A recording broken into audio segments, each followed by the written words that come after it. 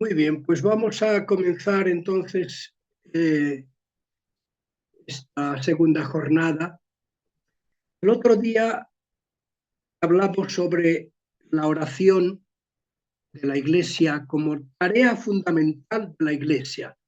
Yo no quisiera que consideraran esto que estamos haciendo como una devoción simplemente, es decir, una cosa que yo me siento más cerca de Dios y por tanto quiero ayudar rezando más que los demás.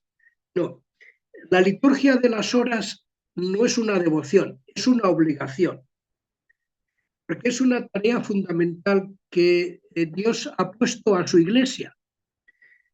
Eh, Pensad que eh, Jesucristo mismo enseñó a sus apóstoles a rezar como una parte de la misión que les iba a encomendar, una parte fundamental de la misión de evangelizar.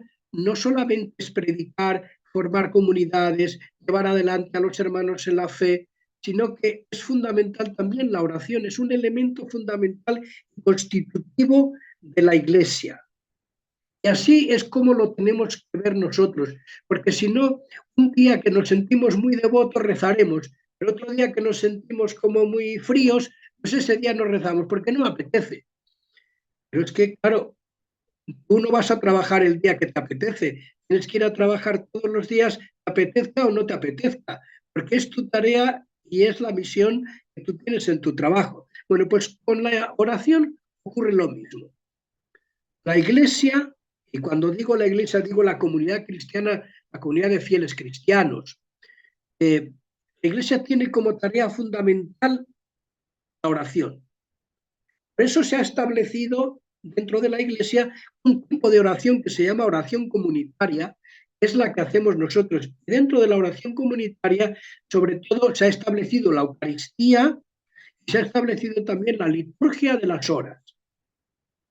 Es lo que nosotros eh, estamos intentando promover aquí.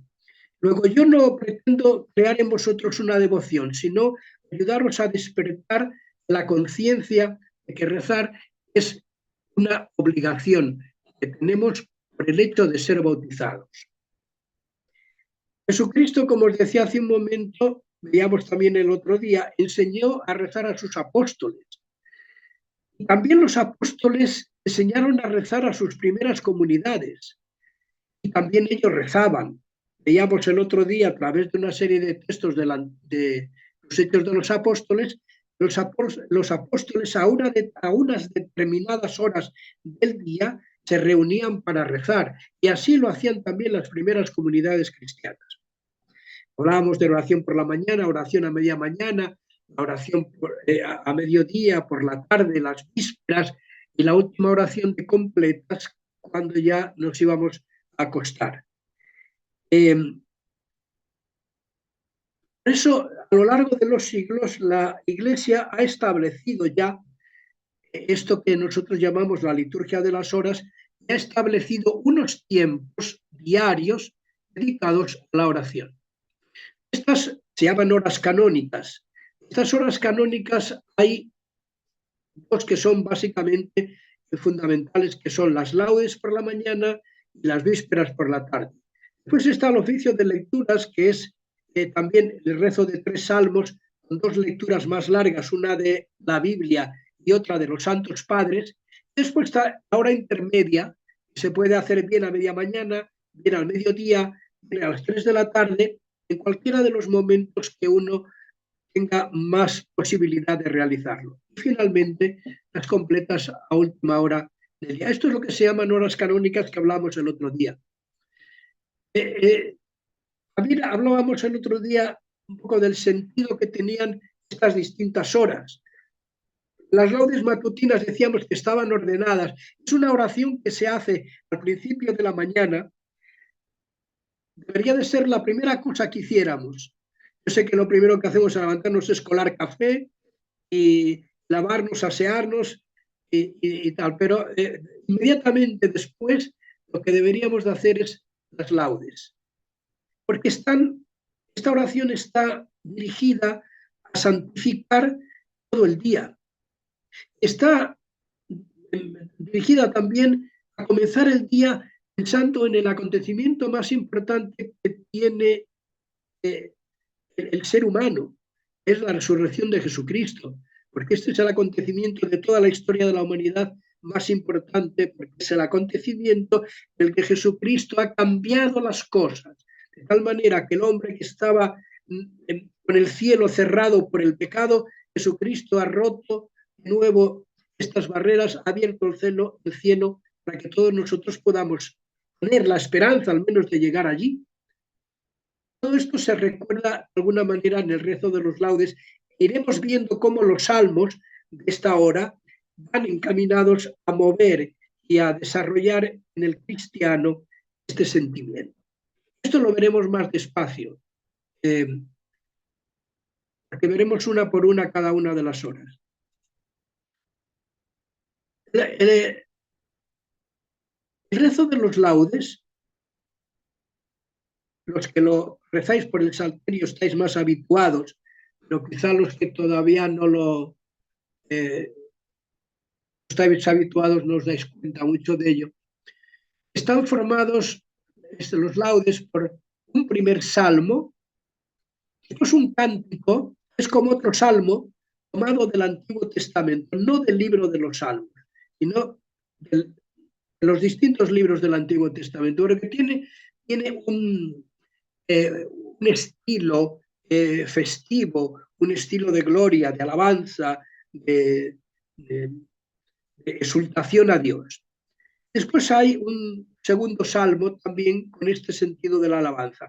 Después hay una pequeña lectura breve que debería ayudarnos a todos a vivir este día. Es como la consigna que nos da el Señor para vivir ese día. Al día siguiente nos dará otra lectura breve, también será otra consigna, una forma de resaltar un aspecto fundamental de nuestra vida, de nuestra fe. Después de esta lectura breve suele haber un responsorio que se llama breve, es un pequeño diálogo en el que todavía se resalta más una idea, una sola idea, para que la podamos tener en la mente durante todo el día. Después hay el cántico evangélico. En el Evangelio hay 4 himnos fundamentales que recoge el Evangelio de San Lucas.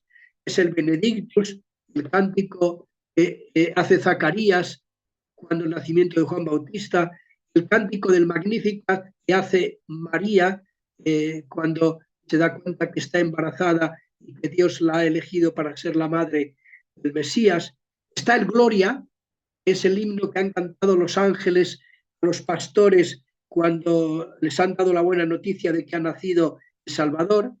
Está también el cántico que llamamos se reza las completas, el cántico de Simeón, cuando Jesucristo es llevado al templo para ser circuncidado y presentado, y está allí el viejo Simeón, coge al niño en brazos y dice: ahora, Señor, puedes dejar a tu siervo irse en paz, porque mis ojos han visto a tu Salvador, a quien has presentado a todos los pueblos, luz para alumbrar a las gentes y gloria de tu pueblo Israel. Estos son los 4 cánticos que recogen los evangelios, concretamente el de San Lucas. Bueno, cada uno de estos cánticos se va a rezar en algún momento. El Benedicto se reza los laudes, el Magnificat en las vísperas, el cántico de Simeón en las completas, y el Gloria lo rezamos, lo cantamos en Eucaristía. Y las laudes terminan con las preces para consagrar a Dios nuestro día y nuestro trabajo. No son tanto, no sé, son preces, sí, son peticiones que hacemos a Dios, pero tienen un carácter mucho más universal. No son cositas que yo pido para mí. Después yo puedo pedir lo que quiera en mi intención particular, pero son peticiones que hacemos nosotros en nombre de todo el mundo, en nombre de toda la Iglesia y para todos los hombres. Esto también es muy importante que lo descubráis, porque esto os va a animar a vosotros a rezar los laudes. ¿Por qué? porque estés haciendo un servicio a los hombres. A veces queremos hacer el bien a los hombres y decimos, pero es que yo no sé cómo hacerlo, porque yo no sé cómo ayudar a fulano, no sé qué hacer por mengano, no sé que están sufriendo, pero no sé cómo acercarnos a ellos, no tengo una solución. Bueno, la solución es esta. Recemos y dámosle a Dios por las necesidades del mundo, por los grandes problemas que tiene la humanidad, por la paz, en fin, por 50.000 cosas que hay que pedir. Y estas peticiones están expresadas en estas preces de los laudes. Voy a ver si soy capaz de compartir eh,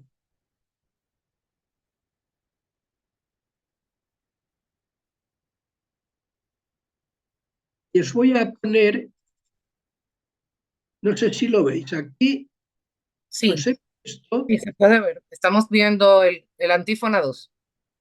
exactamente, estamos, a ver, Para que se es, pueda ver un poquito más grande, tendría que hacerle un poquito de zoom para que los que ven menos puedan sí, verlo mejor. ¿cómo quito yo esto de aquí? Se supone que esta pantalla, dele donde están, donde dice liturgia de las horas, que hay 3 líneas horizontales arriba, Eh, que dice liturgia de las horas. Si le da ahí, tiene que quitarle seguro esa ventana del lado. No, no, ahí no, del lado izquierdo, no, arriba. lo que quiero, ya, bueno, sí, aquí, Ajá, para quitar sí. eso. Sí. Lo que quiero quitar es las caras nuestras. Ah, entonces tiene usted, ese es personal, eso solamente lo está viendo usted, cada quien lo adapta en su pantalla como quiere. Ah, bueno, ya, Pero si le hace un poquito más de zoom a la pantalla, podemos ver la pantalla más grande. lo he quitado, lo he quitado. A ver, lo que quiero explicaros es esto. Estos son una liturgia de las horas del domingo, el domingo de la primera semana. Laudes, oración de la mañana. Ahí lo veis. Comienza con el invitatorio, es decir, una invocación. Señor, abre mis labios y mi boca proclamará tu alabanza. Y el gloria al Padre, al Hijo y al Espíritu Santo. Esta doxología que se llama, la encontraremos en muchísimos, de hecho, al final de todos los salmos, al final de esta invocación inicial, al final de el responsorio también, pero lo encontraremos muchas veces porque es, digamos, el elemento cristiano de los salmos, porque los salmos no son cristianos. Esto os sorprenderá que os diga esta frase, pero los salmos no son cristianos. Después lo explicamos. Quiero que veáis la estructura de las laudes. Aquí tenemos la primera antífona. Vengan, aclamen al Señor, hemos visto en la roca que nos salva. Después el Salmo 94 es el Salmo invitatorio. Se llama así porque es un salmo que nos invita precisamente a comenzar a rezar. Vengan, aclamemos al Señor, demos vítreos a la roca que nos salva, entremos a su presencia dándole gracias, aclamándolo con cantos, porque el Señor es un Dios grande, vengan, postrémonos por tierra, etcétera, etcétera. Es un salmo maravilloso que lo hacemos todos los días al comenzar la oración de la mañana. Ojalá escuchéis hoy su voz, no endurezcáis el corazón, como en Meribá, una invitación que nos hace el Señor en persona a nosotros a tener nuestro corazón abierto para lo que Él quiera decirnos. Porque la oración es un diálogo. No solamente es hablar con Dios, es escuchar a Dios.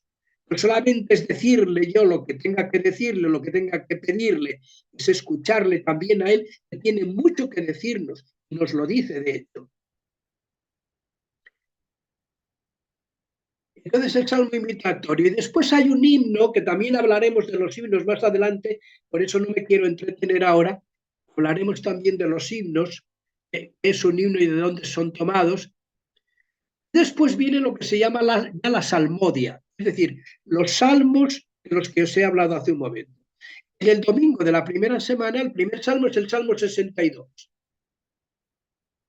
Se titula El alma sedienta de Dios. También os explicaré estos títulos, os explicaré lo que significan las antífonas. Es un salmo propio de la mañana, porque comienza así: oh Dios, tú eres mi Dios, por ti madrugo, mi alma está sedienta de ti, mi carne tiene ansia de ti como tierra reseca, agostada, sin agua. Es un salmo que dice que madrugo, me he levantado temprano para rezar, para proclamar tu gloria, para cantar tus alabanzas. ¿Eh? En el lecho me acuerdo de ti, velando medito en ti, porque fuiste mi auxilio y a la sombra de tus alas me canto. Bueno, un salmo precioso que lo hacemos todos los domingos y todas las fiestas. Hacemos este salmo. Y después viene el segundo salmo, que como os decía, no es propiamente un salmo, sino que es un cántico de alguno de los libros del Antiguo Testamento. Y este concretamente es el cántico del libro de Daniel, unos versículos del capítulo 3 del versículo de Daniel. Es el cántico a todas las criaturas que cantan los tres jóvenes cuando están en el horno donde les había tirado Nabucodonosor para que se quemaran vivos porque habían desobedecido sus órdenes. Pero Dios los salva porque crea una brisa suave dentro del horno y las llamas no les tocan. Entonces estos muchachos tres que estaban allí se dedican a bendecir a Dios y alabar a Dios, invocando todas las criaturas, y recorren toda la creación invitando a todas las criaturas animadas y desanimadas y inanimadas, vivas y muertas, para que ensalcen a Dios y bendigan a Dios. Ángeles del Señor, cielos, aguas del espacio, ejércitos del Señor, sol y luna. Este salmo que también es muy bonito y lo sabréis de memoria los que acostumbráis a rezar, porque es que cantamos muchas veces a lo largo del año. Después el tercer salmo que veis ahí es el Salmo 149, que se titula La alegría de los santos. Cantad al Señor un cántico nuevo, resuene su alabanza en la asamblea de los fieles, que se alegre Israel por su creador, los hijos de Sión alaben su nombre, cantadle con tambores y cítaras. En fin, como veis, es un salmo que invita a la alabanza, a la gloria, a bendecir. Los fieles festejen su gloria y canten jubilosos en filas. Todos estos salmos también tienen un matiz muy festivo, muy de júbilo, como si realmente estuviéramos participando en una fiesta. Daros cuenta que estos salmos los canta toda la asamblea. No es un salmo que recito yo o que leo yo solo en la intimidad de mi habitación. Estos están llamados a ser cantados y proclamados por toda una asamblea en fiesta. Bien, con todo esto que os digo, quiero también transmitiros un poquito el espíritu de los salmos. Después viene lo que os decía yo antes, la lectura breve. Fijaros que son 3 líneas prácticamente nada más. Puede ser un poquito más largo, pero la lectura breve, que está tomada del libro del Apocalipsis. Son 2 versículos. La salvación es de nuestro Dios que está sentado en el trono y del Cordero. La bendición, la gloria, la sabiduría, la acción de gracias, el honor, el poder y la fuerza son de nuestro Dios por los siglos de los siglos. Amén. Esto es el cántico del Apocalipsis, que canta precisamente la salvación que ha operado Jesucristo resucitando de los muertos y subiendo al cielo. Porque cuando Jesucristo ha subido al cielo, que hemos celebrado la ascensión el jueves algunos y otros la celebraréis mañana, la ascensión del Señor, no ha subido Jesucristo solo, ha subido la naturaleza humana. Es decir, ha subido toda la humanidad. Por eso, con la ascensión de Jesús a los cielos, de alguna manera hemos subido todos. Él es la cabeza, yo soy el cuerpo. No puede subir solamente la cabeza y dejar el cuerpo en la tierra. De alguna manera, ya la naturaleza humana está en el cielo. Y esta es la gran esperanza que tenemos todos. Por eso, cuando uno contempla esta maravilla, la salvación, no nos queda más remedio que agotar todas las palabras del diccionario para bendecir a Dios, la bendición, la gloria, la sabiduría, la acción de gracias, el honor, el poder, la fuerza, todo. Ya no hay más palabras para hablar bien de Dios y de su obra. Después viene el responsorio breve. Esto es como una consigna que tiene que ver con la lectura breve. Damos gracias, oh Dios, invocando tu nombre. Canta, hace el cantor. Y toda la asamblea responde lo mismo. Damos gracias, oh Dios, invocando tu nombre, pregonando tus maravillas. Es lo que han hecho los tres salmos que hemos leído o cantado antes. Y todos respondemos, invocando tu nombre. Gloria al Padre, al Hijo y al Espíritu Santo, la doxología de la que os hablaba hace un momento. Damos gracias, oh Dios, invocando tu nombre. Bueno, como veis, es una dinámica. Se supone que todo esto tiene que ser cantado. Después viene ya el cántico evangelio, que en los laudes es el Benedictus. Hay una antífona también, Jesús de Nazaret, el Santo de Dios, ha visitado a su pueblo y lo ha redimido. Y el cántico de Zacarías, bendito sea el Señor Dios de Israel, porque ha visitado a su pueblo, suscitándonos una fuerza de salvación. Habla también del profeta, a ti niño, se refiere a Juan Bautista, que me llamarán profeta del Altísimo por pilar del Señor a preparar sus caminos, etc. Cuenta la historia de Juan Bautista y su misión. Después ya vienen las preces. No me voy a detener en ellas, que más adelante dedicaremos un rato también a ver esta parte de la liturgia de las horas. Y así termina con una oración final, Padre Nuestro, y una oración final. Y esta es la oración de laudes. La misma estructura tiene también la oración de la oración de las vísperas. Volvemos otra vez ahora a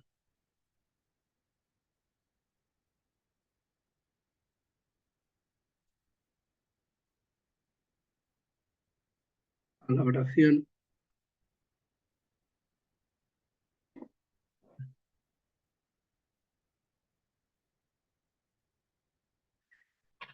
Al PowerPoint. Bien. Las vísperas, salmos meditativos y acción de gracias. Y como una ofrenda de la tarde recordamos la última cena. Bien, esto ya lo vimos el otro día. La estructura de las vísperas es lo mismo como hemos dicho de los laudes. Vamos ahora a comenzar ya con, digamos, con lo nuevo. Vamos a ir viendo ahora cada uno de los elementos de la liturgia de las horas. Los distintos elementos que lo componen. En primer lugar, los salmos y los cánticos. En segundo lugar, las lecturas bíblicas y sus responsorios. En tercer lugar, lecturas un poco más largas, patrísticas, de los padres, de los santos, hagiográficas. En cuarto lugar, los himnos. Ya hemos visto algunos del Nuevo Testamento y veremos otros. Y en quinto lugar, las preces y oraciones. Estos cinco elementos son lo que componen la liturgia de las horas. Algunos de vosotros estáis habituados a rezar, lo habéis hecho toda la vida, otros no tanto, pero que forman parte de la obligación que tiene la Iglesia de rezar. Bien, ahora vamos a ir viendo uno por uno estos elementos. Primero los salmos y los cánticos. Ahí tenéis la fotografía de un salterio. Un salterio es un instrumento de cuerda con el que se cantaban los salmos.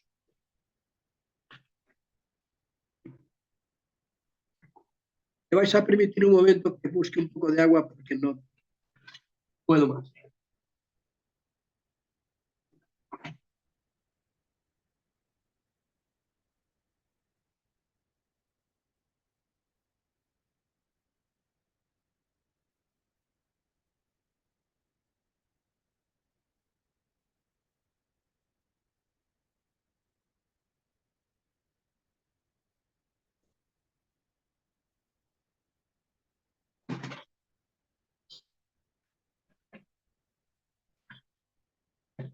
Tengo un resfriado desde hace 4 días. Estoy fatal. Ya. Bueno, ese resfriado anda por todas partes, padre. ¿Eh? Ese resfriado nos está dando duro por todos los países. Sí, se está extendiendo por todos los países. Bueno, entonces os decía que esto es un instrumento de cuerda que se utilizaba para cantar los salmos y los cánticos. Hoy vamos a dedicar gran parte del día a hablar de los salmos, porque es el elemento fundamental de la oración de la Iglesia.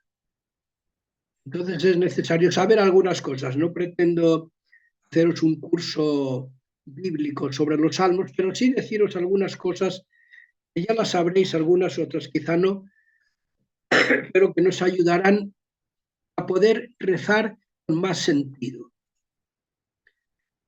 Los salmos y los cánticos, lo primero que tenemos que tener en cuenta es que son composiciones poéticas de alabanzas.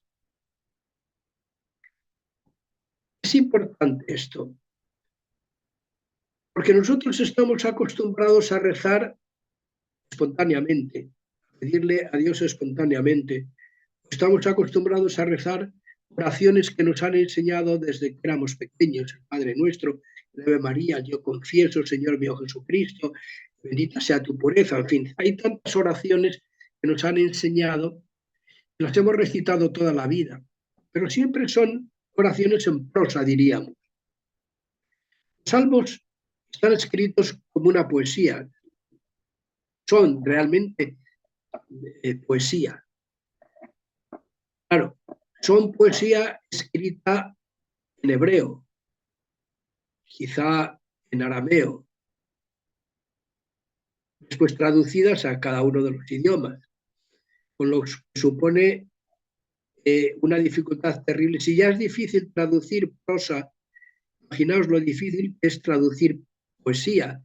Hay que guardar la rima, mantener el sentido preciso de cada palabra. La traducción es horrorosa, cualquier traducción que se haga. Por eso, cuando uno quiere realmente profundizar en algún concepto, en alguna idea, en alguna línea del saber, tiene que leer los libros, hay que leerlos en el idioma en el que los escribió su autor. Por tanto, la primera cosa que tenemos que tener en cuenta es que son composiciones poéticas y además todas ellas tienen un espíritu de alabanza. Encontraremos algunos salmos que podemos preguntarnos, pero ¿y esto es la alabanza? Pues sí. Después otro elemento importante que os lo he puesto aquí también en rojo porque quería resaltarlo. No podemos perder de vista que toda la escritura está inspirada por el Espíritu Santo. También los salmos. Esto también es fundamental. Porque no es una composición que ha hecho un hombre cualquiera. Es una composición que ha hecho un hombre, ciertamente, el autor es un hombre, pero inspirado por el Espíritu Santo. Por eso tiene un elemento divino. Tiene algo que ningún ser humano puede descubrir, sino que el ser humano tiene que transmitir lo que el Espíritu Santo le inspira y le ilumina, que a veces ni él mismo entiende lo que dice, porque es una inspiración, algo que mueve dentro de él el Espíritu de Dios. Por eso tienen tanto valor también para la oración, porque es mejor que dirigirme yo a una persona con las palabras que yo sé que él mismo ha dicho. Es estar en sintonía total.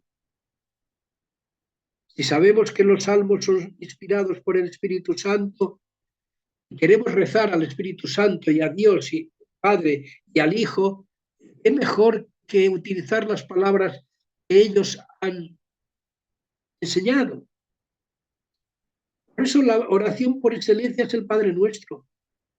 Ningún hombre puede componer una oración tan bella y tan justa y tan precisa y tan de acuerdo con la voluntad de Dios, el Padre nuestro, que nos lo ha enseñado el propio Jesucristo? Cuando oréis, decid así, y les dijo el Padre nuestro. Hay en Jerusalén, en el Monte de los Olivos, un lugar que se llama una basílica antigua, los restos de una basílica antigua, que se llama la Basílica del Padre Nuestro, porque ahí hay una gruta en la cual, según la tradición, Jesucristo enseñó a sus apóstoles el Padre Nuestro.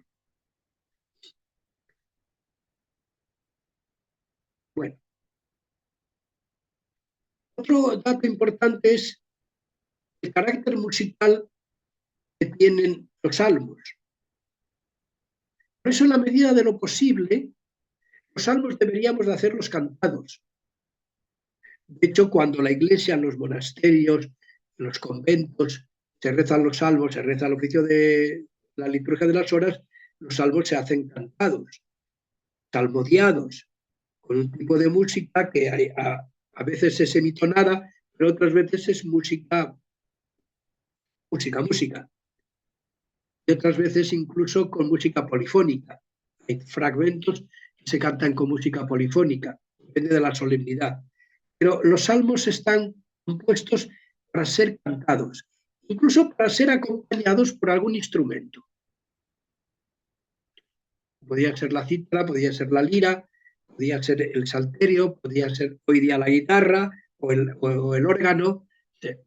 Con distintos instrumentos pueden ser acompañados y cantados los salmos. Estas son unas ideas generales sobre los salmos. Algunas cosas también así un poco deslavazadas, sin mucha conexión. Los salmos son 150. El libro de los salmos, los libros de los salmos, después os diré por qué. El libro de los salmos contiene 150 salmos. Os decía ahora, son composiciones poéticas. Otro elemento importante, son compuestos por Israel. Es decir, los salmos se compusieron muchos siglos antes de Jesucristo. Por eso os decía yo antes que los salmos no son cristianos en este sentido. No están compuestos por la Iglesia fundada por Jesucristo, sino que están compuestos por el pueblo de Israel, elegido por Dios para ser su pueblo, ya desde Abraham, desde los patriarcas, antes incluso de la existencia del propio pueblo, que comenzó a existir, diríamos, después del Éxodo, los hijos de Jacob y las tribus que de ellos se derivaron. Estos fueron, diríamos, los primeros elementos que después constituyeron y formaron lo que se conoce con el nombre del pueblo de Israel. No tiene mucho que ver con el Israel de ahora, para que no lo confundáis con todo el problema político que estamos viviendo. Pero sí que estos judíos son los continuadores, los descendientes del pueblo que Dios eligió. ¿Para qué? Eligió este pueblo para comunicar a toda la humanidad la historia de salvación que él iba a realizar con todos los hombres, que de alguna manera paradigmática la realizó con este pueblo. Por eso la historia de este pueblo de Israel es la historia que Dios hace con toda la humanidad para salvar a todos los hombres y llevarlos a la tierra prometida, que es el cielo. Esto, para que tengáis un poco de base esta idea, ¿por qué los salmos si no nos entienden? No seríamos capaces de entender los salmos, ni siquiera de rezar con los salmos si no tenemos en cuenta esto. Por eso es importante el pueblo de Israel, es fundamental el pueblo de Israel. Incluso hoy es fundamental, porque sigue siendo el pueblo elegido de Dios. No cabe duda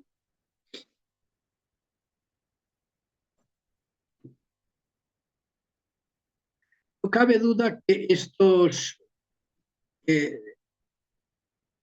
salmos, por eso a veces nos da tanto trabajo entenderlos. Tenemos que ponernos en su contexto. Bueno, después ya hablaremos de la conexión entre los salmos y la iglesia. Los salmos compuestos por el antiguo pueblo de Israel y los salmos rezados por el nuevo pueblo de Israel, que es la iglesia.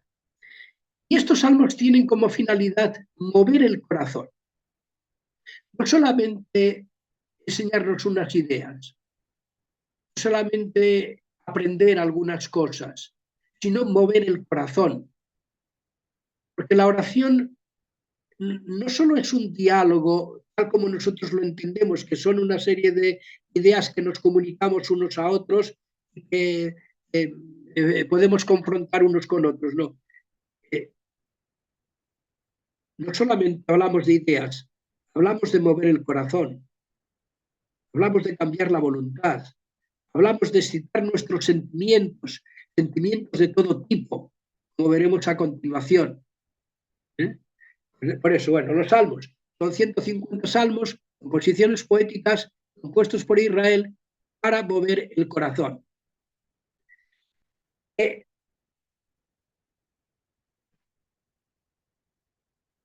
¿Por qué los salmos? ¿Por qué no se pueden utilizar otras oraciones? Sí se utilizan, de hecho. Os he puesto una frase de la carta a los romanos que dice: el Espíritu Santo viene en ayuda de nuestra debilidad. Esta frase está dicha cuando San Pablo habla en un momento concreto de la carta a los romanos, habla precisamente de la oración. Dice que de igual manera el Espíritu viene también en ayuda de nuestra flaqueza, porque nosotros no sabemos pedir como conviene, o sea, no sabemos cómo rezar, no sabemos qué pedirle a Dios, no sabemos cómo dirigirnos a Dios. Y precisamente porque nosotros no sabemos pedir como conviene, el Espíritu mismo intercede por nosotros con gemidos indescriptibles. Estos son los salmos. Por eso os he dicho antes, los salmos son inspirados por Dios. Es decir, el Espíritu Santo a través de los salmos nos ofrece su voz, nos ofrece su inspiración, incluso nos ofrece el texto y la fórmula de la oración. Porque los salmos, si son inspirados por el Espíritu Santo, son inspirados para dirigirse al Padre, para pedir, para alabar, para ensalzar. Luego tenemos la misma voz del Espíritu Santo, la misma inspiración. No podemos dudar de que son las mejores fórmulas para poder orar a Dios. La prueba es que el mismo Cristo, los apóstoles, utilizaron los salmos para rezar ellos. Jesucristo se sabía los salmos de memoria, porque muchas veces en su diálogo nos sorprendemos recitando los salmos.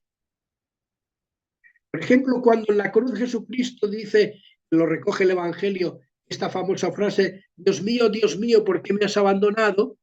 Eso no es una frase que Jesucristo diga porque está muy mal en la cruz, es porque es el Salmo 21. Y en ese momento Jesucristo estaba recitando el Salmo 21, porque era el que más le acomodaba a Jesucristo en esa situación en la que estaba viviendo, el crucificado en la cruz. Dios mío, ¿por qué me has abandonado? Así comienza el Salmo 21. Jesucristo siguió recitándolo hasta que expiró. A Cristo y los apóstoles encontraron en los salmos la forma más apropiada para poder dialogar con Dios. Y la importancia que tiene.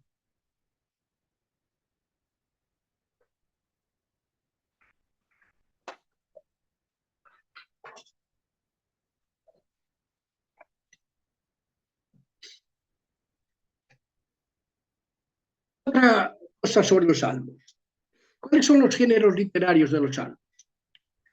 Pues básicamente podríamos decir que son tres. Cada autor tiene una clasificación distinta, que podrían hacer otras, pero para nuestro arreglo, para ayudarnos en el rezo, en la oración, hemos de considerar que los salmos tienen básicamente tres géneros literarios. Primero, los himnos de alabanza, o sea, salmos de alabanza, de glorificación, de bendición. Los salmos de súplicas, en medio de los sufrimientos, las lamentaciones, el corazón desgarrado del hombre que le pide a Dios. Después, los salmos de acción de gracias, alabanzas, súplicas y acción de gracias. Podríamos decir, estos son los géneros literarios de los salmos. Las súplicas, hay salmos que son individuales, que los hace una persona, hay salmos que son colectivos, que se ve que es toda la comunidad, todo el pueblo de Dios el que proclama el salmo. Normalmente estos salmos de súplicas no cantan a Dios, sino que se dirigen a Él. No dicen cosas sobre Dios, sino que se dirigen a Él. Por eso, a través de los salmos, nosotros podemos llegar a conocer verdaderamente el corazón de Dios. ¿Qué es lo que Dios siente por el hombre? ¿Cómo ama Dios al hombre? ¿Cómo ve Dios al hombre? ¿Cómo vigila Dios al hombre? ¿Cómo conduce Dios al hombre? Los salmos son una revelación de Dios y al mismo tiempo son una radiografía del corazón humano. Porque en el corazón, en los salmos, encontramos reflejados todos los sentimientos que puede encontrar el ser humano. No hay sentimiento, por escondido que sea, que no esté expresado en alguno de los salmos. Por ejemplo, en los salmos encontramos sentimientos de alegría, salmos de júbilo. Salmo 150, por ejemplo, el último de todos, es como el colofón de todo el salterio, es un salmo de aleluya, alegría. Encontramos los sentimientos de gratitud. Hay salmos que expresan, por ejemplo, el agradecimiento del hombre por lo que Dios ha hecho con él, por lo que ha experimentado. Sentimiento de acción de gracias. Cantaré por siempre el amor de Yahvé, anunciaré su lealtad de edad en edad. Firme está por siempre tu amor en el cielo, en él cimienta tu lealtad. Salmos de amor, de ternura, salmos de entusiasmo. También encontramos salmos, digamos, negativos, salmos de sufrimiento, salmos incluso de recriminación, que parece que el hombre, el salmista, le recrimine a Dios porque no ha experimentado lo que él quería, no sé. Tantas veces que nosotros recriminamos a Dios, nos enfadamos con Él, porque no nos ha dado aquello que nosotros queríamos. Hay un salmo, por ejemplo, el Salmo 13, dice así: ¿hasta cuándo, Señor, me olvidarás para siempre? Es el salmo que canta un salmista que se siente abandonado de Dios, que Dios no le ha hecho caso, que no le ha escuchado para nada. ¿Hasta cuándo andaré angustiado con el corazón en un puño día y noche? ¿Hasta cuándo me someterás a mi enemigo? Mira, respóndeme, a ver, Dios mío, da luz a tus ojos. No me duerma yo en la muerte, no diga al enemigo, le he vencido. se alegre mi adversario al verme vacilar, mi fracaso. Fijaros que es salmo de angustia, de alma deprimida. No sé, cualquiera de los salmos que vosotros cojáis, encontráis ahí todos los sentimientos que puede tener el corazón humano.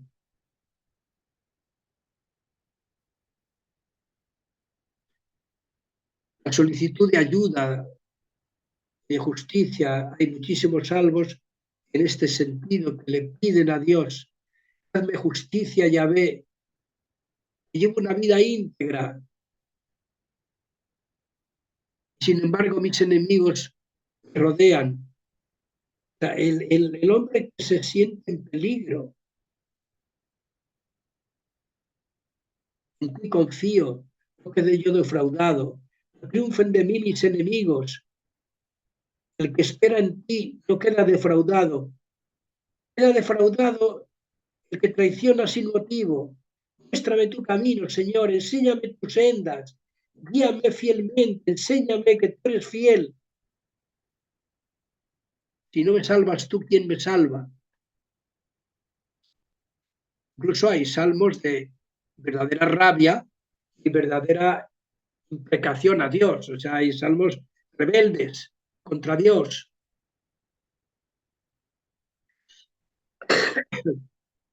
Dice Salmo 53, por ejemplo, dice el necio en su interior: no hay Dios. Están corrompidos los perversos, no hay quien haga el bien. Se asoma a Dios desde el cielo y observa a los seres humanos, a ver si hay uno sensato, alguien que busque a Dios. Todos están descarriados, pervertidos en masa, no hay quien haga el bien, ni uno solo. Fijaros con cuánta verdad hoy podríamos nosotros recitar este salmo cuando contemplamos el mundo, cuando contemplamos nuestra sociedad, cuando contemplamos las injusticias que hay, cuando contemplamos cómo campea el mal, la perversión de los hombres. Uno dice: pero ¿dónde están los buenos?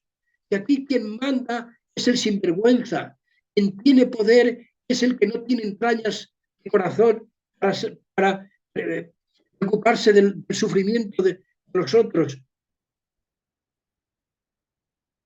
Ganan los malhechores y triunfan los malhechores. ¿Y los justos dónde quedan? ¿Quién los defiende? Bueno, pues ese es el espíritu, esos sentimientos que tantas veces nosotros hemos tenido, es el espíritu que se refleja, por ejemplo, en este Salmo 53. Como veis, en todos los salmos podéis encontrar cualquiera de los estados de ánimo por los que puede pasar el ser humano.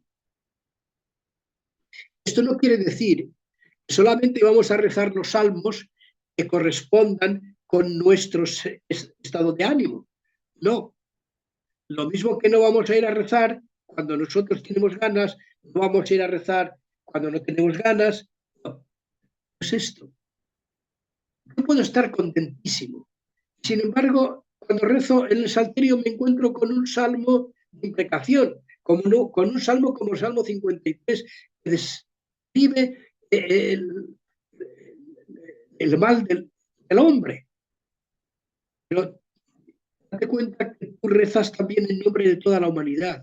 Y habrá tantas personas que estén viviendo esas injusticias, sometidos a esas injusticias. Cuando tú rezas este salmo, tú pones voz a esa persona que está viviendo esa situación concreta y tú le pones la voz para que ese grito del corazón de ese hombre llegue también a Dios a través de tu voz.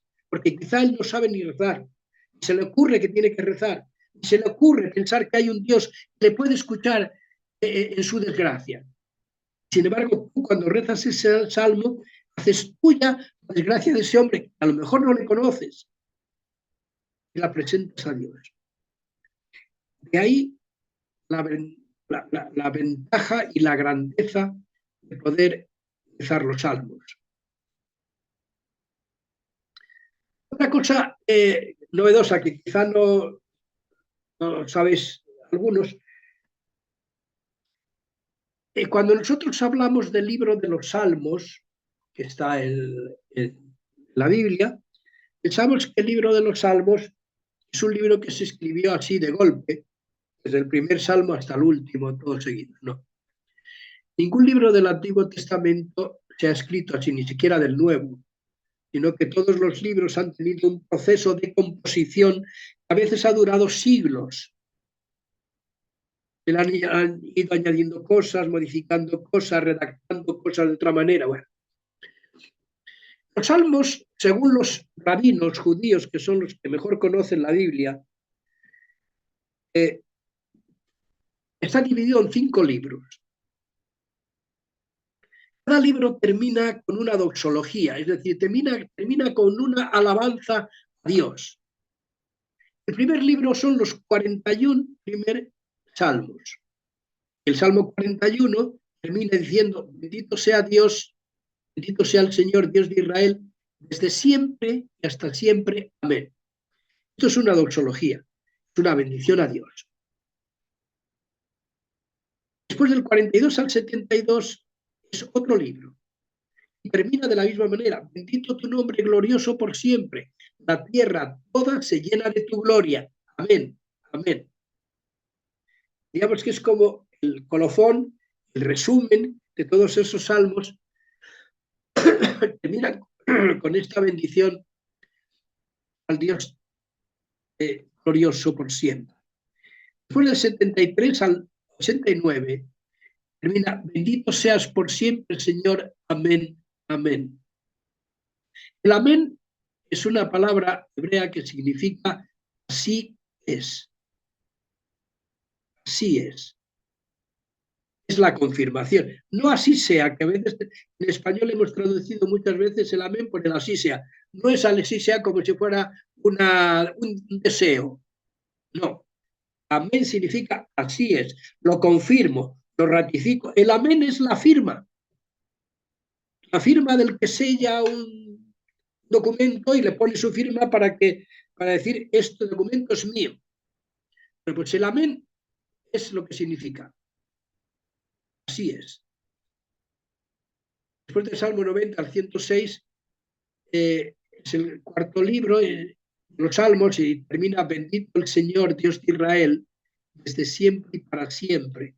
Esta expresión también es importante porque representa ya la trascendencia, representa a Dios que está fuera del tiempo, representa el hombre que está llamado a sobrepasar los umbrales de la muerte, a resucitar a una vida nueva, a vivir una vida nueva.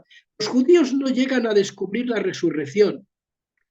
Hasta el siglo I o II antes de Jesucristo, prácticamente el concepto de la resurrección no existe.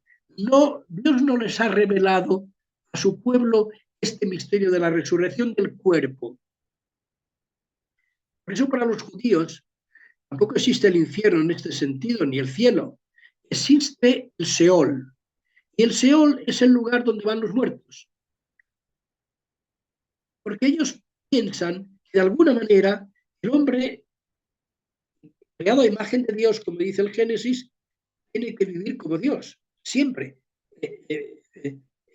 Desde siempre hasta siempre. Por eso, esta expresión que tantas veces se repite, que nosotros la hemos recogido también en nuestras oraciones: bendito seas por siempre, Señor. Desde siempre hasta siempre. Pero claro, si el hombre no existe, ¿quién le alaba? A Dios. ¿Quién te alaba por siempre si el hombre desaparece? No, ellos saben que el hombre de alguna manera sigue viviendo como en una caverna oscura, tenebrosa. Ahí están todas las almas de los difuntos. Van al Seol. Solamente en el siglo II antes de Jesucristo comienzan a entrever ya, pero tiene que haber una resurrección, que los cuerpos tienen que resucitar, que tiene que haber una nueva vida. Ya en el libro de los Macabeos y después en el libro de la Sabiduría, que son de ese tiempo, ya aparece esta idea que después en el Nuevo Testamento será la idea central. que será aquello que da sentido a todo el cristianismo, porque Cristo ha resucitado el cuerpo, lo que ha resucitado es el cuerpo, en un cuerpo glorioso, de tal manera que el hombre entero, el alma y el cuerpo estamos destinados a vivir por toda la eternidad, desde siempre y para siempre estamos destinados a vivir en Dios, a ser unidos en Dios. En Dios nos movemos, en Dios existimos, en Dios estamos, somos Dios, hacemos una cosa con Dios. Esta es la experiencia, la esperanza del cristiano, la esperanza escatológica. Sabemos que no aquí, en esta vida. Por eso el hombre tiene que morir. Es necesario que el hombre muera para que pueda resucitar.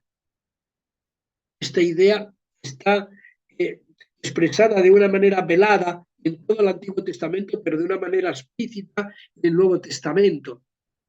Y después los últimos salmos, todo cuanto respira, alabe al Señor, aleluya. El último salmo ya no es el amén, sino el aleluya, es con lo que concluye todo el libro de los salmos. Vamos a ver ahora, yo os he dicho varias veces esta noche que los salmos no son cristianos, porque están compuestos antes de la venida de Jesucristo, antes de que Jesucristo se encarnara, tomara nuestra naturaleza y compartiera nuestra vida, antes de que conociéramos a Jesucristo nosotros. Pero todos los cristianos, precisamente por Jesucristo, pueden rezar los salmos, porque diríamos, Jesucristo los ha cristianizado, ha dado a todos los salmos un valor cristiano. Vamos a ver algunas cosas. En primer lugar, fueron la oración del Antiguo Testamento. Todo el pueblo de Israel, los profetas, Jesucristo, María, los apóstoles, los primeros cristianos, todos estos utilizaron los salmos como la oración, como su oración. Recitaron Jesús, la Virgen, los apóstoles, los primeros mártires. La Iglesia cristiana ha hecho de ellos, sin cambiarlos, su oración oficial. No los ha cambiado, ha respetado el texto. El texto que compuso un autor del Antiguo Testamento, un autor que vivió posiblemente 10 siglos antes de Jesucristo. 10 siglos antes de Jesucristo. Un salmo compuesto por un hombre de este tiempo tiene valor hoy.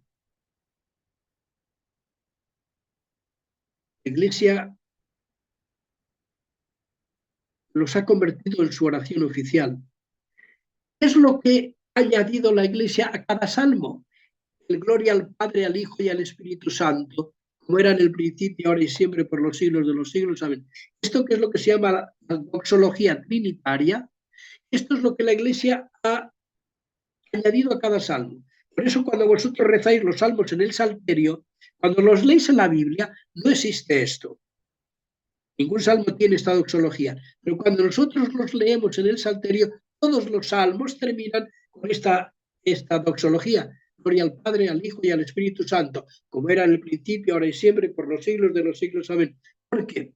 Porque todos estos salmos, compuestos antes de Jesucristo, pero tienen un sentido cristiano.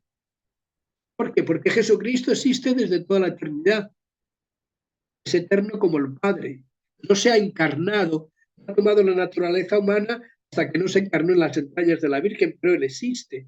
Y una vez que ha tomado la naturaleza humana, Él mismo ha tomado para sí estos salmos, los ha utilizado para rezar. Ha enseñado a los apóstoles a rezar con los salmos.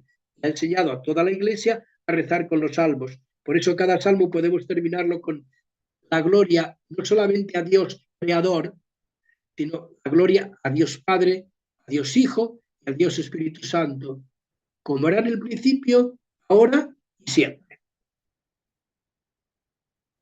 Esta doxología es fundamental Por eso todos los salmos terminan con esto, que yo ya os digo que en el Antiguo Testamento, en el libro de los salmos, no existen.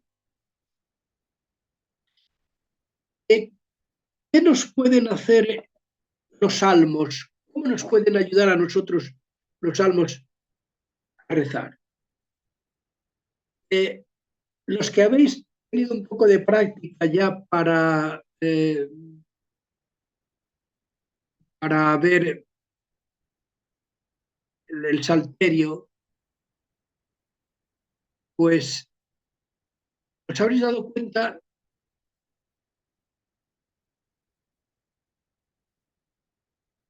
que los salmos nos ayudan a elevar la mente a Dios. Cuando uno lee un salmo, automáticamente yo tengo que pensar en Dios. Para el bien o para el mal. Para enfadarme con Él o para darle gracias. Para alabarle por todo lo bueno que ha hecho o para pedirle que me ilumine porque no sé ni quién es. Pero todos los salmos nos llevan a pensar en Dios. Segundo, habéis experimentado también que cuando tú lees los salmos, tú sientes que el amor de Dios se derrama en ti. El amor de Dios, ¿cómo lo conoces? ¿O cómo lo intuyes? Primero porque hay muchísimos salmos que dicen precisamente cómo Dios ama al hombre. En casi todos los salmos, podríamos decir, encontramos nosotros este sentimiento. Que Dios se preocupa por el hombre, que Dios busca al hombre, que Dios conduce al hombre por la vida.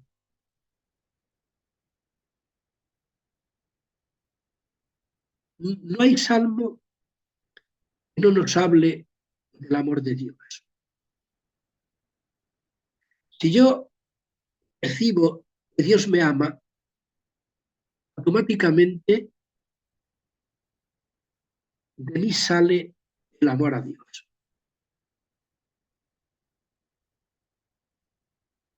Mi corazón se inflama de alguna manera del amor a Dios. Sí, después yo puedo ser débil, cometer pecados, cansarme, dudar de Dios. Pero cuando torno otra vez a su palabra, otra vez al salmo, automáticamente vuelvo a percibir dentro de mí que algo se vuelve a encender. No sé si habéis tenido esta experiencia. Yo quisiera que cuando leáis los salmos estos días, penséis en esto. Que sea un diálogo con Dios. Dios te pone las palabras para que hables y al mismo tiempo te pone las palabras para que le escuches. Todo salmo es un diálogo. Habla Dios y hablas tú. Y este diálogo hecho con Dios inflama el corazón. Es lo mismo que dos personas que se aman. Cuando se hablan, el corazón se inflama. Las palabras de la persona a la que tú amas se convierten en ti en algo dulce. A lo mejor no dicen ninguna idea coherente, pero es su voz, es su presencia, es su cercanía. Es ella. Entra dentro de ti. Esto es Dios. Después, los salmos también son un elemento fundamental que nos ayudan a dar gracias a Dios. ¿Vosotros sabéis la cantidad de salmos que hay que proclaman las maravillas de Dios? Que hablan de lo que Dios ha hecho, de lo que Dios ha creado, de lo que Dios ha hecho con su pueblo. Yo me imagino que cuando los judíos rezan los salmos, tienen que sentir latir su historia. Porque los salmos recorren, enumeran tantas veces la historia, las maravillas que Dios ha hecho con ellos. El Salmo 135, por ejemplo, que va describiendo toda la historia de salvación del pueblo, desde que estaban en Egipto, cómo lo sacó el Señor, el peregrinaje por el desierto, la tierra prometida, la conquista de la tierra prometida, todo, con sus alegrías y con sus tristezas, con sus luchas, con sus desánimos, con todo está ahí. Si tú lo trasladas a tu vida y eres capaz de ver tu vida como el calco de la historia que Dios ha hecho con su pueblo, no te queda más remedio que darle gracias a Dios por todo lo que ha hecho contigo. Piensa si eres capaz de ver las cosas que Dios ha hecho contigo desde que tú has nacido. Ya el hecho de nacer. Porque hoy nosotros damos por sentado que tenemos la vida, pero no era una cosa que estuviera escrita en ninguna parte. Tus padres podían haberte no tenido. Si tú naciste, es porque detrás de eso estaba Dios moviendo a tus padres para que se enamoraran, para que quisieran hijos, para que te tuvieran a ti.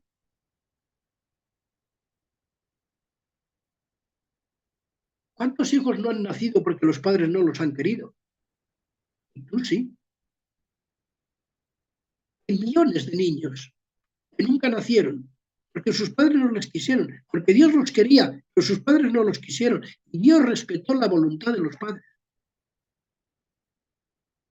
Pero tú no, tú has nacido. Y has nacido normal. Te has educado, has aprendido, has disfrutado de la vida, has trabajado, te has casado, has tenido tus propios hijos, has hecho todo. Has tenido la fe, has tenido la iluminación en tu vida para entender tantas cosas que no te cabían en la cabeza. Y Dios te las ha ido iluminando. Todo esto lo ha hecho Dios. Por eso, cuando tú lees los salmos, vas pensando cómo se cumple este salmo en tu vida. ¿Cómo podría yo firmar este salmo? ¿Cómo podría yo decir que este salmo me ha ocurrido a mí también? ¿Te queda más remedio que darle gracias a Dios por todos los beneficios? Por otra parte, es verdad que también en nuestra vida hay tanto sufrimiento, tantas dificultades, tantos problemas, tantos desalientos, tantas frustraciones, tantas heridas. ¿Cuántos salmos hay que hablan del bálsamo del consuelo de Dios? Es una palabra de aliento.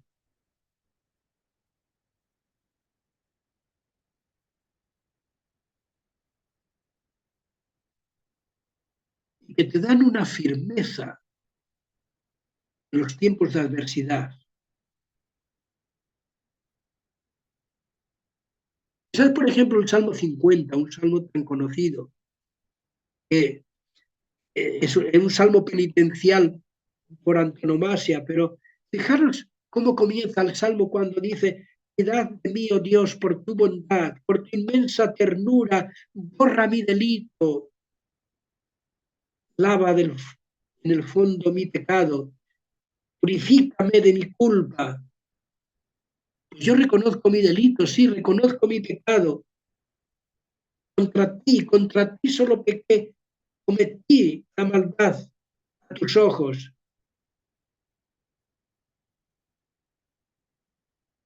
Es la confesión del pecado del hombre. Pero inmediatamente viene la petición: devuélveme la alegría de tu rostro, que se alegren mis huesos que están marchitados. Aparta de mi pecado tu vista, borra en mí toda culpa, crea en mí un corazón puro. Renuévame por dentro con espíritu firme. No me arrojes lejos de tu rostro. No me quites tu Santo Espíritu. Es que puede haber una oración más bella que esta. La oración de un pecador. ¿Quién no es pecador? ¿Quién no siente el pecado?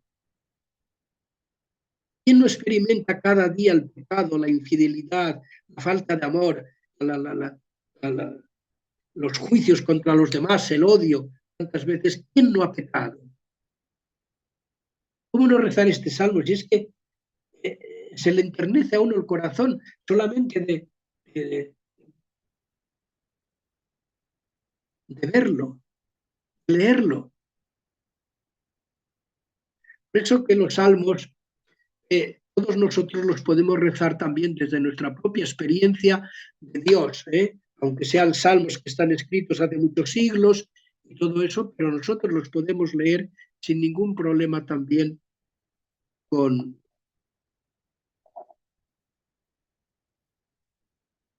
este espíritu cristiano.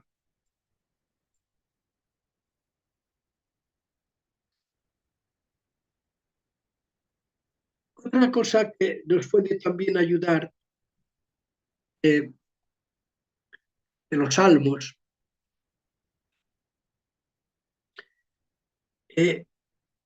todos los salmos hablan de Jesucristo. Sabéis que una cosa, nosotros tenemos que distinguir también al hablar de Dios, al hablar de Jesucristo, lo mismo que al hablar del Espíritu Santo. Es verdad que son tres personas, es un solo Dios verdadero, no son tres dioses, pero son tres personas distintas, cada uno con sus misiones, cada uno con sus tareas encomendadas, y todas ellas en favor de los hombres. Por eso Jesucristo les dijo a los apóstoles que se escapaban a Emaús después de la muerte de Jesucristo, cuando se les aparece, les dijo precisamente: escrutad las Escrituras, porque ellas hablan de mí. Escrutad, leed las Escrituras y todas ellas hablan de mí. Y se estaba refiriendo a todo el Antiguo Testamento, porque no había ningún escrito todavía del Nuevo Testamento de circulación, no se había escrito nada sobre Jesucristo. Acababa de morir el día anterior. Sin embargo, Jesucristo dice: no, escrutad las Escrituras, todo el Antiguo Testamento hablan de mí, todo está en función mía, todo era una preparación para cuando yo llegara. Eso Jesucristo, en su diálogo, Jesucristo hombre, viviendo en la tierra, en su diálogo con el Padre, su Padre eterno, viviendo en el cielo, en este diálogo entre Jesucristo y su Padre, Jesucristo se retiraba todas las noches a rezar. Antes del amanecer se retiraba a rezar, a dirigirse a su Padre, a estar en contacto con su Padre. Jesucristo utilizaba los salmos. En estas oraciones, Jesucristo utilizaba los salmos, se dirigía a su Padre. Es decir, Jesucristo hizo suyos estos salmos. A través de ellos le pidió, le dio gracias, le pidió consejo, le pidió aliento, le pidió luz, le pidió fuerza, con todas las dificultades que tenía y que encontraba cada día. Jesucristo se dirige al Padre a través de los salmos. Y de la misma manera ha hecho la Iglesia, es decir, los apóstoles, los discípulos, las primeras comunidades, las segundas comunidades, las comunidades de todos los siglos, nosotros mismos. Nos dirigimos también a Cristo a través de los salmos.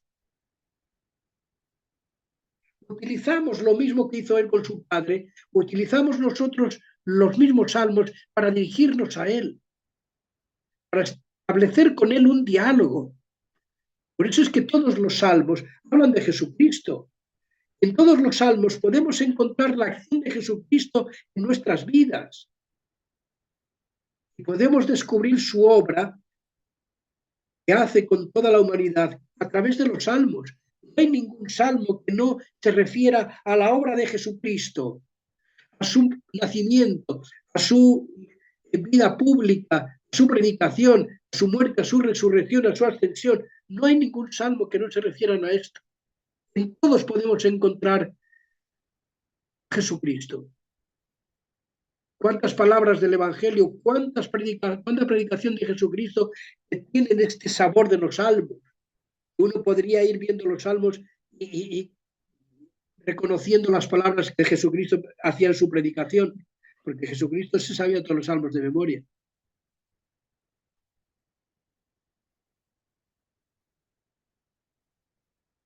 Por eso os lo he puesto aquí de una manera un poco más gráfica.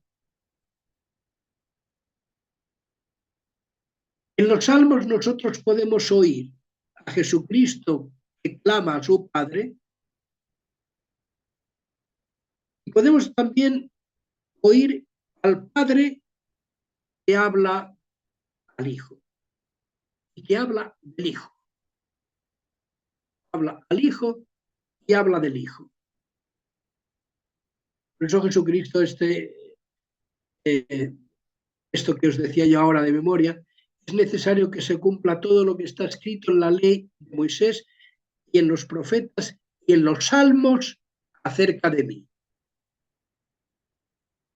Solamente en la ley, la Torá, los libros del Antiguo Testamento, no solamente en los profetas, también en los salmos se habla acerca de Jesucristo.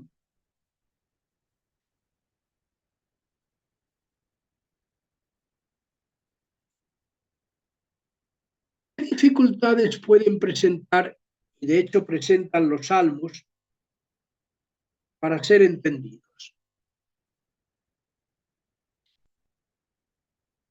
En primer lugar, es verdad que los salmos proceden de una cultura literaria muy lejana a nosotros en el tiempo y en el espacio.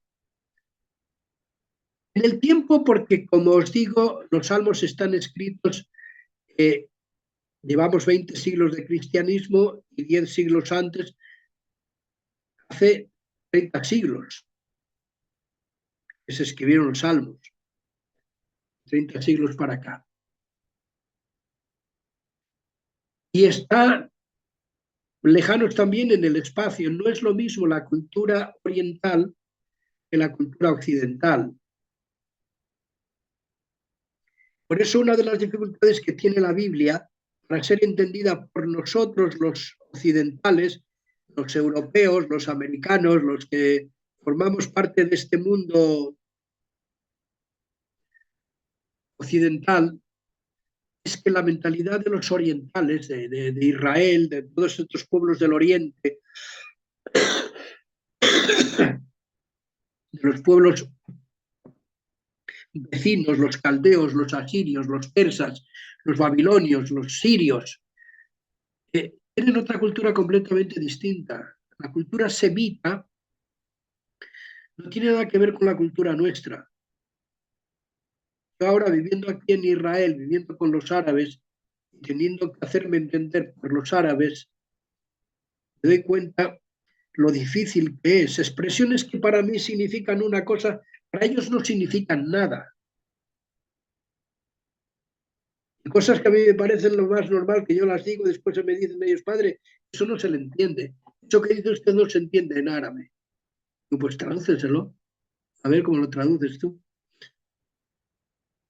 Pero, no, porque son expresiones que para nosotros dicen algo, para ellos no dicen nada.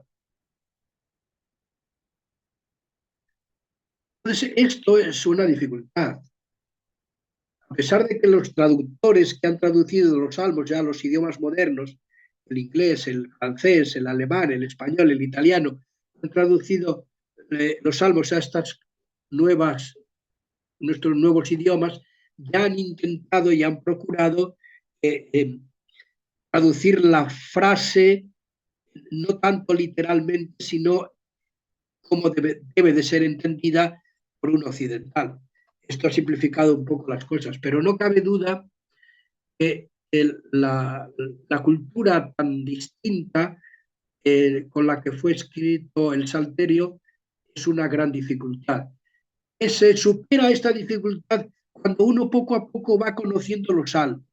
No tanto cuando uno ha estudiado y es una persona muy culta he estudiado filología y todas las filologías, no.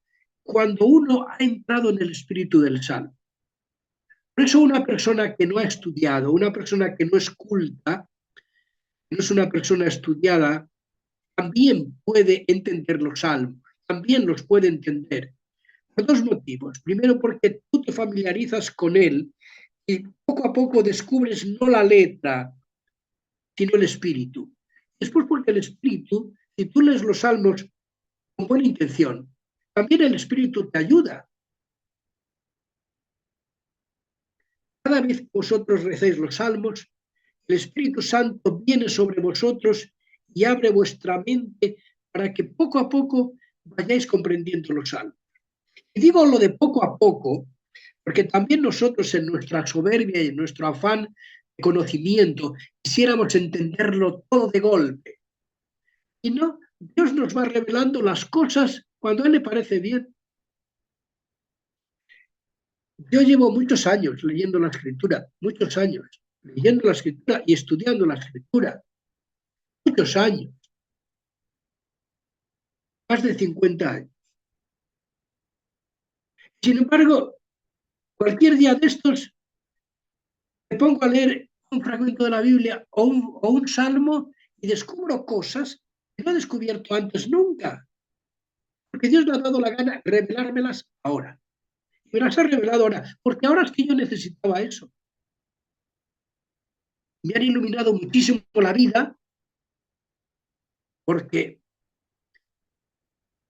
no sé, porque es ahora cuando yo necesitaba eso. Y yo mismo me sorprendo y digo, anda, tantas veces que yo he leído este salmo, nunca había reparado en esto. No es que no hubiera reparado, es que Dios no me lo había revelado. Y no me lo había revelado porque no tenía por qué revelármelo. Porque es que tiene la escritura tiene tantas caras, tiene tantas manifestaciones que nunca podremos abarcarlas todas.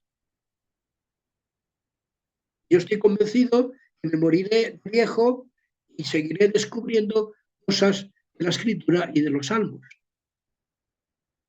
Pero bueno, la cultura diferente es una dificultad. Una dificultad que nos puede despistar un poco es que, claro, en el Antiguo Testamento no se ha revelado el más allá, lo que nosotros llamamos la escatología, la otra vida. Esto que nosotros conocemos ahora después de Jesucristo, ellos no lo conocían. Conocían de aquí. Por eso todas las oraciones, todos los salmos, si los leéis literalmente, están llamados a resolver los problemas de aquí, de ahora. Se habla mucho de defiéndeme de los enemigos, de aquellos que me acusan sin motivo, no sé, de los problemas que yo tengo con mis enemigos, con aquellos que me calumnian, aquellos que me persiguen. El Salmo pretende resolver el problema del aquí y del ahora, pero no del más allá, porque no les preocupaba el más allá, no lo tenían presente, no lo conocían todavía. Poco a poco se ha ido descubriendo, se ha ido revelando esto. Ya Jesucristo que nos ha revelado precisamente cuál es la finalidad del hombre, por qué ha nacido el hombre, por qué ha sido creado el hombre, para vivir con Dios por toda la eternidad. ¿Cómo se puede hacer esto si el hombre muere, pero resucita? Después de que resucite, sube al cielo para vivir con Dios por toda la eternidad. Entonces, toda nuestra vida ya tiene otra dimensión diferente.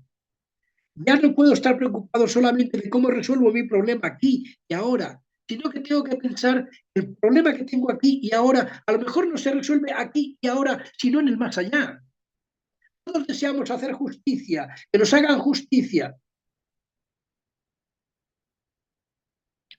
Decía Benedicto XVI que una de las razones para creer en el más allá son las injusticias que existen en esta vida. Porque Dios hace justicia siempre. Pero la verdad es que aquí muchas veces no se hace justicia. Estamos cansados de ver situaciones de injusticia que aquí no se han resuelto. Benedicto XVI dice, esto no puede quedar así. Porque si no, Dios no sería justo. Por eso tiene que haber otra vida donde Dios haga justicia.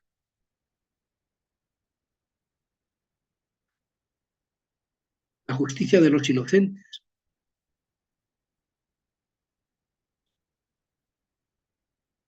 Esto en los salmos puede ser también un poco una dificultad para comprenderlos si nos falta a nosotros esta visión, el más allá, que la hemos recibido ya después de Jesucristo.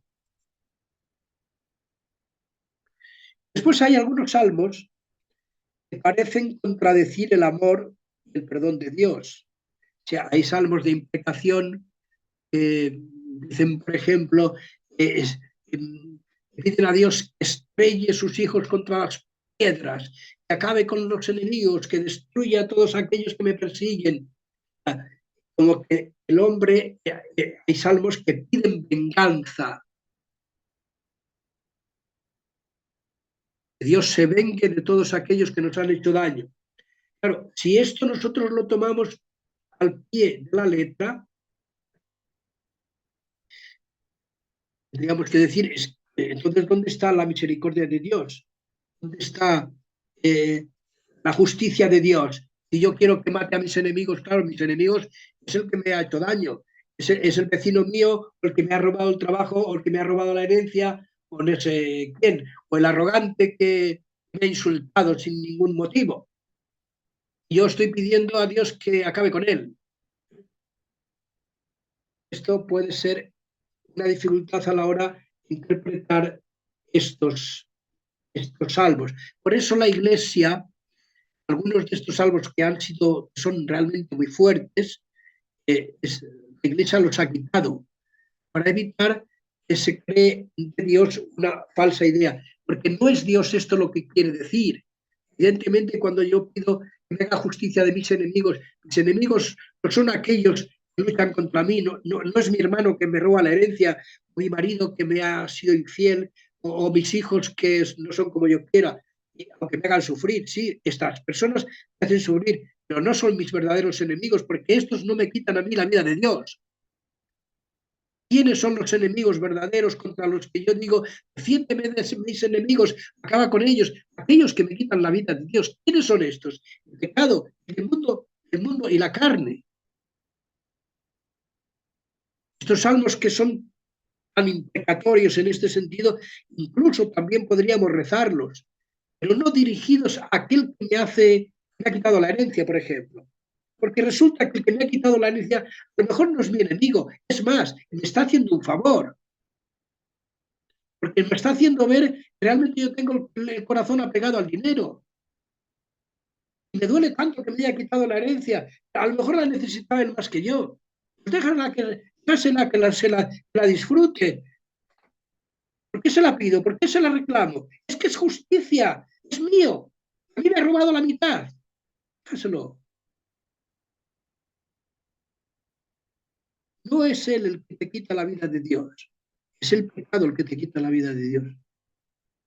Es el demonio el que te dice, pide justicia, exige que te devuelva lo tuyo. Sin embargo, Jesucristo dirá en el Evangelio, aquel que te pida prestado, no se lo reclames. El que te pida una túnica, dale también el manto. El que te robe una túnica, dale también el manto. O sea, que a lo mejor el que te ha robado la herencia, que tú le consideras tu enemigo, no es tan enemigo tuyo, sino que te está haciendo un favor para que descubras la avaricia que hay en tu corazón. O el que no sé, el que te ha matado un hijo, ese es mi enemigo. No, hay que hacer justicia, porque ha destruido no sé cuánto. ¿Cuántas veces pedimos justicia y gritamos justicia, justicia, justicia, a la cárcel con él, a la cárcel? Y hay algunos salmos que los podríamos interpretar en este sentido, pero no es este el sentido verdadero. Que Dios Jesucristo nos ha enseñado a nosotros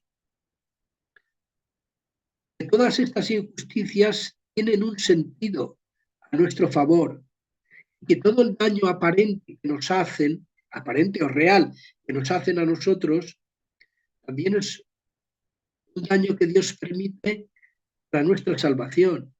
Hay que entenderlo, hay que tener la luz. Y esta luz nos viene sobre todo del Evangelio, de la vida de Jesucristo y de la doctrina de Jesucristo.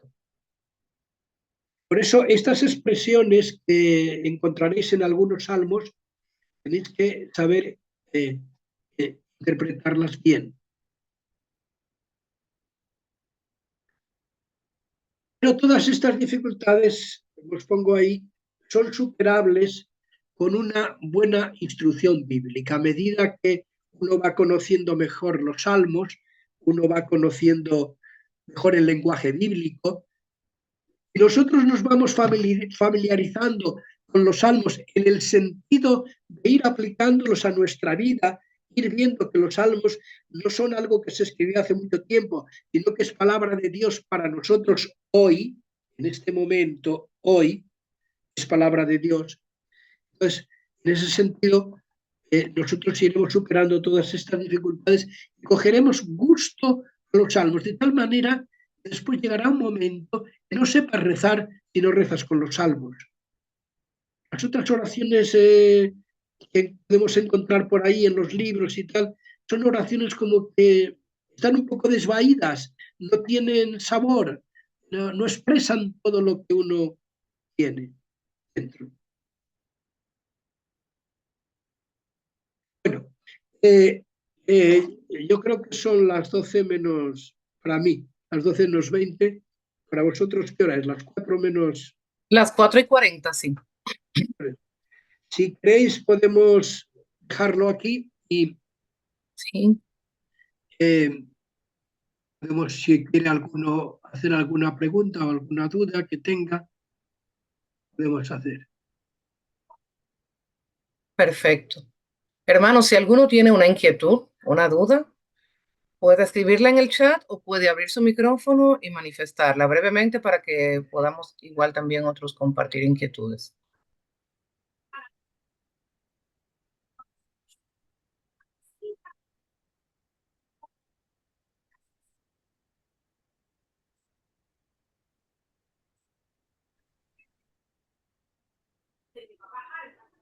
¿Cómo? Adelante, Griselda. Buenas tardes.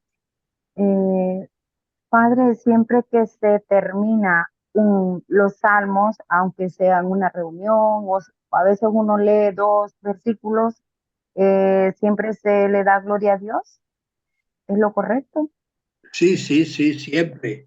Siempre que se lee un salmo, sin duda ninguna, todos los salmos son salmos de alabanza, aunque aparentemente sea pedirle cosas. Pero a Dios también se le alaba cuando se le pide, porque una forma de confesar su grandeza, su misericordia, su amor, su providencia con nosotros es pedirle cosas. Todos los salmos tienen este espíritu de alabanza. Y si es esto lo que me preguntas, No, yo lo que le pregunto que si siempre uno termina diciendo gloria al Padre, al Hijo y al Espíritu Santo. Sí, efectivamente. Lo correcto cuando se lee, cuando nosotros rezamos un salmo, es terminar diciendo siempre gloria al Padre, al Hijo y al Espíritu Santo. Esto así lo hacemos siempre. Sí, sí, eso sería lo correcto. Hombre, no es que, no sé, a veces lees un par de versículos simplemente por crear un determinado ambiente, pero sí, lo mejor es terminar todos los salmos con el gloria al Padre, al Hijo y al Espíritu Santo. Muchas gracias, Padre. Y sí, he tenido unas experiencias grandiosas a través de los salmos, ya que pues me ha tocado en la misa a veces pues cantarlos y a veces estoy pasando por ese momento en el que el salmo es mi respuesta a lo que estoy pasando en mi vida. incluso me he quebrantado frente al altar, o sea, frente a las personas, de la profundidad que siento en la letra y en lo que yo estoy viviendo. Pues sí, Gracias. yo no me queda más que felicitarte por eso, porque precisamente de esto se trata. Se trata de que tú puedas encontrar en los salmos una respuesta a los acontecimientos de tu vida. Ujú. Y sin duda ninguna, tú que estás habituada a que te toca más leer la liturgia a veces, eh, pues estás precisamente más familiarizada con los salmos por eso. Claro, y como cuando uno vaya, lo he sentido cuando lo he estado ensayando, o sea, el estar repetir y repetir y de repente llega el punto de que uno interioriza con esas palabras y entonces es cuando toca el fondo de nuestra alma, esas palabras que tienen vida. Sí, sí, no cabe duda que tienes una buena experiencia. Ojalá que se animen también los otros a leer los salmos, a meditarlos. También el salmo, los salmos también son materia de meditación. A veces Ujú. es muy bueno cuando no tienes otra cosa que hacer, coger un salmo y lo vas leyendo poco a poco. Si Ay, tenéis sí, si tenéis la Biblia de Jerusalén, la Biblia de Jerusalén tiene una ventaja, y es que en los márgenes tiene textos de otros libros de la escritura que hacen referencia a ese versículo concreto del Salmo que tú estás leyendo. ajá, Entonces, eso ayuda muchísimo. Lees el versículo y resulta que en el margen igual tienes una cita del libro de los Proverbios o de ajá, otro salmo, de algún y me libro del Nuevo ayuda. Testamento. Vas allí Ajá. y pruebas que dice lo mismo. Y como, bueno, me pasó cuando el año pasado me tocó el Salmo número 4 de la Vigilia Pascual, la lectura exactamente mi vida. Y cuando dije a cantar el Salmo, o sea, la lectura la leyó otra persona, pero era mi lectura. Yo le digo, esta es mi lectura, le decía yo a la muchacha que la había leído.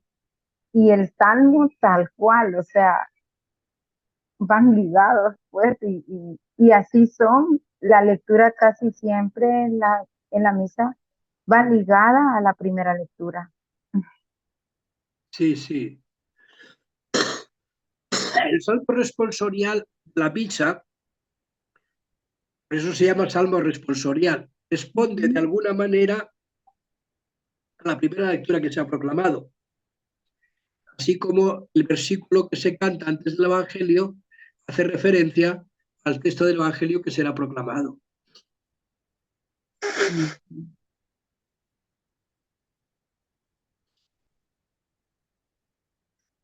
Gracias, Padre, por esa explicación tan bonita y porque nos anima, pues, a orar con los salmos, a orar con esa liturgia de las horas. Bueno, pues entonces terminamos hoy con esta. El próximo sábado continuamos con lo siguiente. Vamos a ver también más en concreto algunas de las horas para que veáis también cómo se estructuran, cómo se rezan. Pondré algunos salmos. Os explicaré también los títulos de los salmos y las antífonas, qué finalidad tienen las antífonas que recitamos en el Salterio, en los Salmos. Seguiremos viendo cosas con relación a los Salmos y a las otras partes del oficio de lectura, de la liturgia de las horas. Bueno, pues nada, yo os doy la bendición ahora para terminar. El Señor esté con vosotros Y con tu espíritu.